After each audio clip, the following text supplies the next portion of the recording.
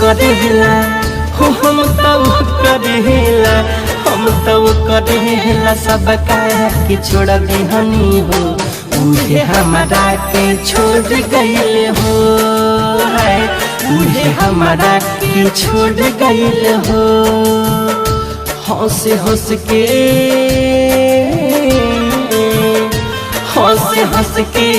रोज बतियावत रहे और चके में मुँह मोड़ गइल हो हम तो करेला सब कह के छोड़ देहनी हो उहे हमारा के छोड़ गइल हो।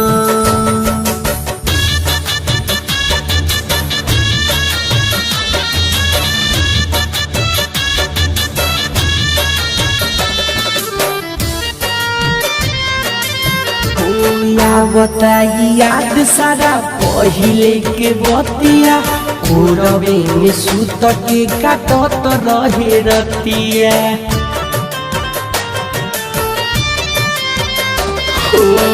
बताई याद सारा पहिले के बतिया रवे में सूत के काटत रहे रतिया हमारा खैला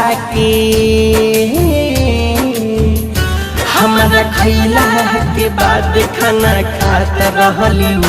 जाने अब कैसे भोर भइल हो हम तो करेला सब कह के छोड़ देहनी हो उहे हमारा के छोड़ गइल हो।